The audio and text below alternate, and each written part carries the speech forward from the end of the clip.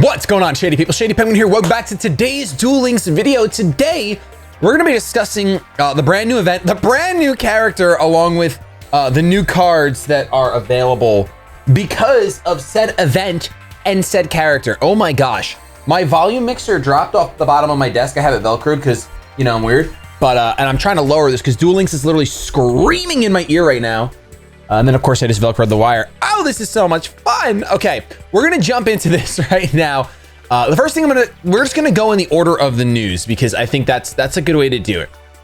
So the previous DD Tower event ended, and as you guys can see right now, the first thing, Espa Roba's Duel Carnival? Nope, Carnival.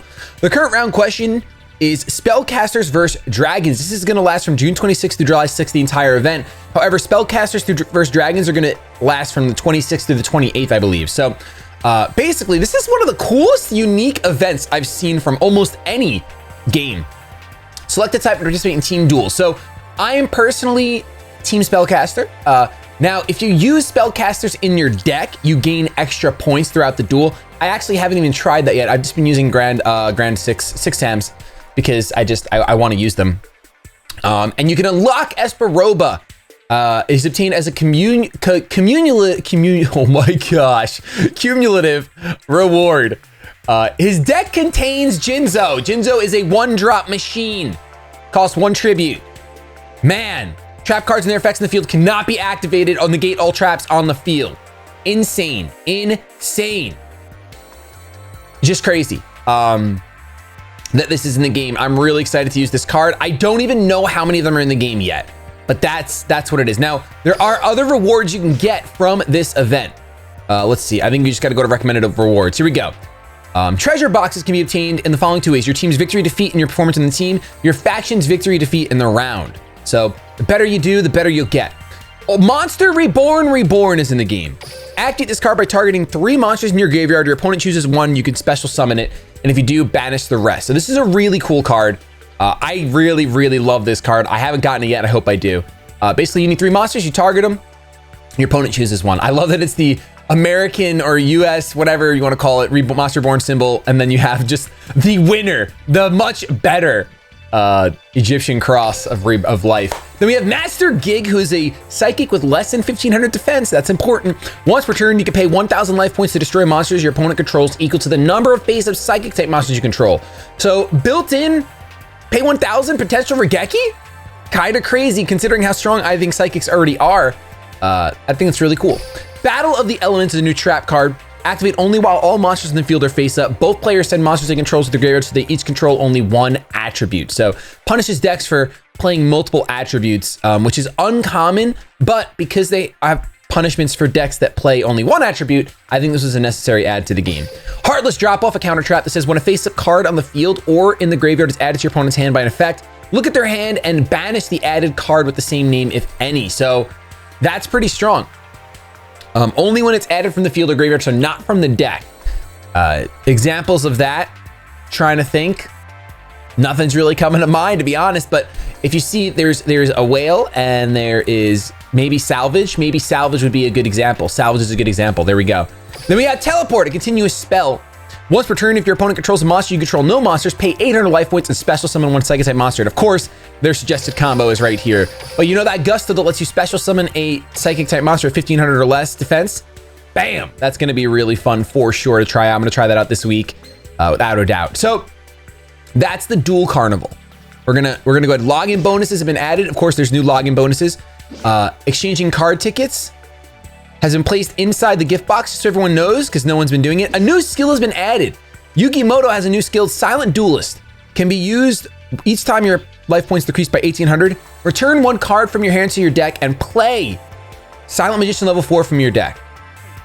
That's very important because it doesn't sound like it counts as your summon.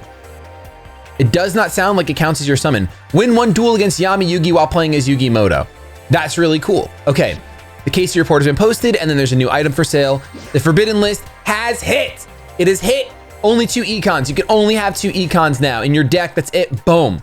And of course, if you're playing other cards, you can't even play 2 econs. So what we're gonna do now, you guys can see I'm Team Spellcaster. We're gonna go ahead and go over Espa Roba's level up rewards. I haven't looked at these yet, so I have no idea. But if we check out Espa Roba's deck, you will see right here, ladies and gentlemen of the jury.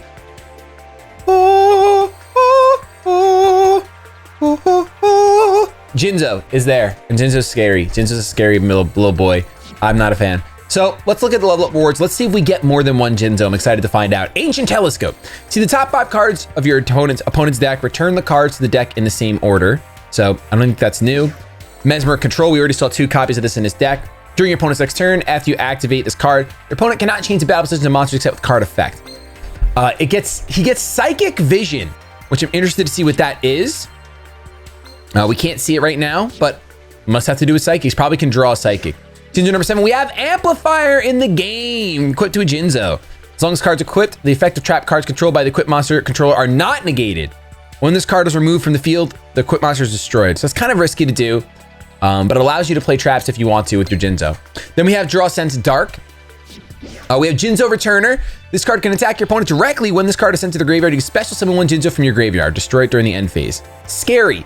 This is scary when combined with Econ. Super scary. JINZO number 7 can attack directly. JINZO Lord. This card cannot be normal summon or set. This card cannot be special summon except by sending 1 face of JINZO you control to the graveyard. Trap cards cannot be activated, and the effect of all trap cards in the field are negated. Once per turn, you can destroy all face-up trap cards, inflict 300 damage to your opponent for each card destroyed this way. He's a cool looking guy, but I don't think he's worth the deck slot. Psychic Onslaught. Ooh, that sounds like it's gonna be scary. Is it gonna be better than Firm as Earth? I don't know. We'll find out in a little while, hopefully. JINZO Returner. We have Quarantine, a continuous spell. Once per turn during the end phase, you can target 1 spell or trap card your opponent controls, reveal it, then return it to its original position. That's cool. A second JINZO Lord. So if there's 2 JINZO Lords and there's not a second JINZO, I'm gonna be tight. We have another Amplifier. We have another JINZO Returner. That's 3 JINZO Returners. A second Quarantine. A third JINZO Lord. And the reward number 45 is, wow, it's a JINZO Jector. This card's name becomes JINZO while in the field or in the graveyard. You contribute this card, add 1 JINZO monster from your deck to your hand, except for Jector, then reveal all set cards your opponent's spell or trap card zones. If there are any trap cards among them, you can special summon JINZO monsters from your hand up to the number of traps revealed. That's pretty cool. And it looks like they've decided that JINZO will only be a one of, which, I mean, does make sense, don't get me wrong. But the fact that there's 3 JINZO Lords just seems so pointless. So pointless. This card's name is not treated as JINZO. Yeah. Now, I could be wrong. Don't get me wrong.